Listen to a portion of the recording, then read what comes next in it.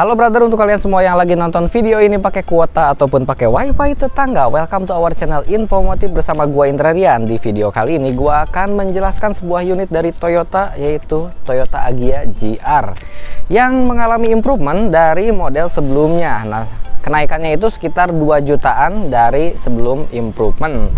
Nah, dengan kenaikan 2 juta kita akan cari tahu apa aja yang berbeda. Pastinya tidak akan terlalu banyak karena namanya juga improvement.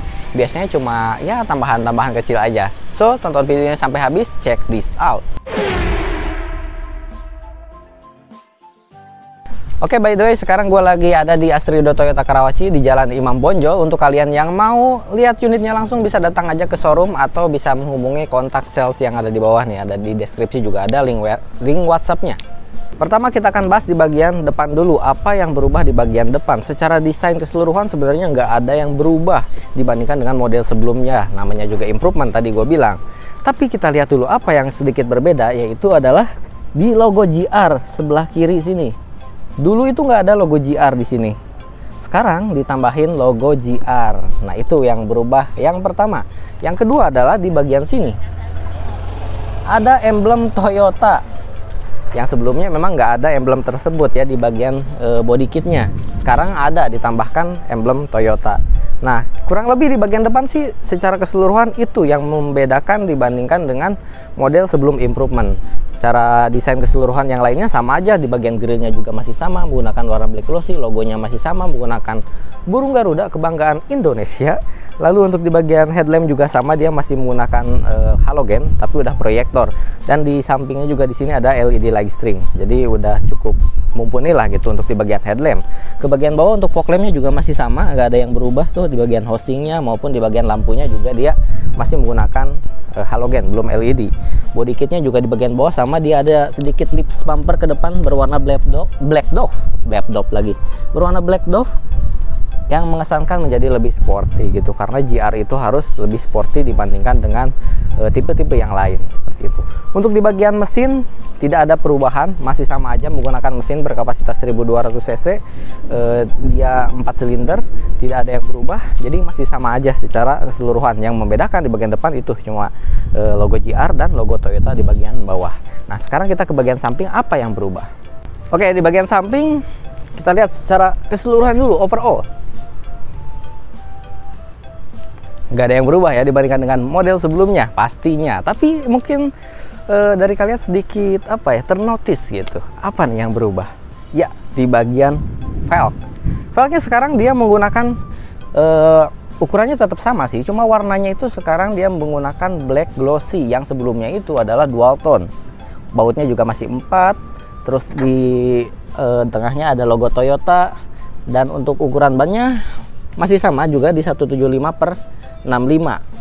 Ring peleknya ring 14. Jadi nggak ada yang berubah dari ukuran, cuma warnanya aja sekarang berubah menjadi warna black glossy, yang artinya sengaja dibikin supaya lebih sporty gitu. Karena kebanyakan sekarang memang mobil-mobil velgnya itu dibikin warna black dove atau black glossy gitu, mobil-mobil sporty khususnya ya.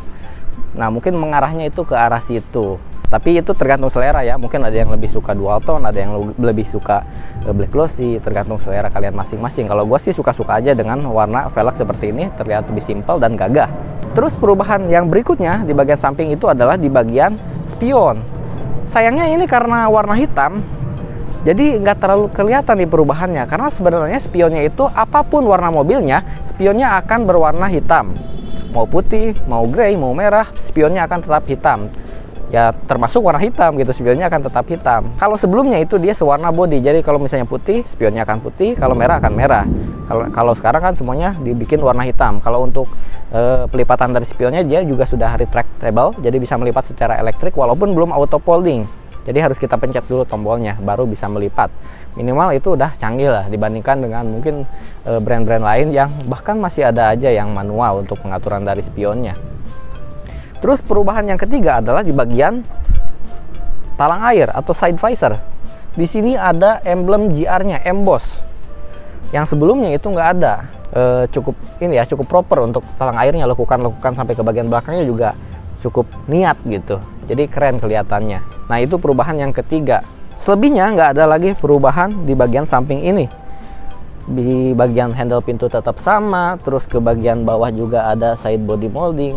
Mungkin ini aja nih logo-logo Toyota seperti ini nih. Sebelumnya itu nggak ada kan logo-logo Toyota kayak gini. Ke bagian belakang juga velgnya dia masih sama, belum menggunakan cakram, masih menggunakan trombol untuk pengeremannya. Nah, oke, di bagian samping itu sekarang kita ke bagian belakang. Oke, sekarang kita lihat bagian belakang apa yang berubah. Mungkin tidak ada yang berubah ya, kalau dari sekilas kita melihat memang tidak ada sebenarnya. Di bagian spoiler pun dia sama sebenarnya, ini menggunakan warna black glossy ya. Apapun warna mobilnya, spoilernya akan tetap warna black glossy. Ada high mount stop lamp. Nah, mungkin logo Toyota kayak kecil gini dia tambahan-tambahan aja sekarang pas udah improvement. Untuk kaca belakang juga masih sama, belum pakai rear defogger, wiper udah ada, rear lampnya juga masih sama, bentuknya sama. Ada logo GR yang sebelumnya juga ada. Sebelah sana ada Astra Toyota emblem. Di bagian bawah juga masih ada konsep diffuser. Tidak ada kamera parkir, tapi dia ada 2 titik sensor parkir. Terus ada tulisan Toyota juga sama kayak di depan, samping juga. Dan di sini di atas ya sama. Jadi nggak ada yang berubah dari bagian belakang ini selain emblem-emblem Toyota kayak gini. Itu aja sih. Nah, kalau di bagian dalam kira-kira ada yang berubah ya? Langsung aja kita ke bagian dalam. Oke, untuk kalian semua yang belum subscribe, mohon di subscribe dulu channel ini untuk mensupport kita, di like juga videonya, di share ke teman-teman kalian melalui media sosial kalian. Dan kita sudah ada di bagian interior. Nah, kita langsung aja lihat nih overall kelihatannya kayak gimana. Tidak ada yang berubah, masih sama aja sebenarnya kayak model sebelumnya. Cuma di bagian setir di sini ada sedikit logo GR di bagian bawah. Nah, ini adalah perbedaan yang pertama dibandingkan dengan sebelum improvement. Terus yang kedua, di bagian tombol engine start stop dia juga sudah ada logo GR-nya. Nah, itu perubahan yang kedua. Kalau di jok sih nggak ada ya. Kalau Yaris kan kemarin itu ada perubahan itu di bagian jok, ada emblem GR-nya. Kalau di Agya ini nggak ada. Terus yang ketiga adalah yang membedakan, yaitu adalah di bagian karpet. Dia sekarang ada logo GR-nya, karpetnya tuh lebih baru aja gitu. Bukan hal yang penting juga gitu improvement di bagian interior ini. Termasuk di baris kedua juga sama ya, ada logo GR-nya juga untuk karpetnya. Selebihnya sih sama aja ya, kayak di bagian setir juga dia sudah ada audio steering suite, pengaturan setirnya juga dia fix, gak bisa diatur tilt ataupun teleskopik. Di bagian head unitnya juga dia sama, menggunakan layar yang berukuran 7 inch. Untuk fiturnya,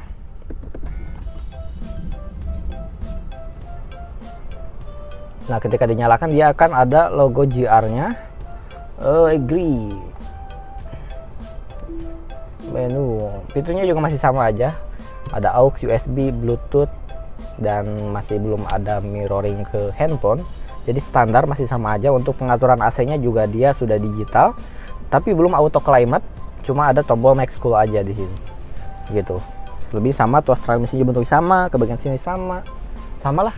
Di bagian ini tuh joknya juga dia masih pocong kayak gini, belum bisa di adjust untuk apa headrestnya. Jadi fix kayak gitu lah. Oke. Di bagian interior itu sekarang kita keluar lagi. Oke, semuanya udah kita bahas dari bagian depan, samping, belakang, eksterior dan interior. Kita udah bahas semuanya tentang perubahan di Toyota Agya Improvement ini. So, untuk kalian semua yang belum subscribe, tadi subscribe aja videonya, dan kalian boleh berkomentar juga kira-kira worth it gak ya untuk improvement yang sekarang. Ya worth it ya, namanya udah kayak gini ya harus dibeli juga kalau mau gitu. Ya intinya tetap aja kalian kalau mau pesan Toyota silakan hubungi kontak yang ada di bawah atau ada link WA yang ada di deskripsi. Oke, terima kasih sudah menonton, sampai jumpa lagi di video berikutnya and bye bye.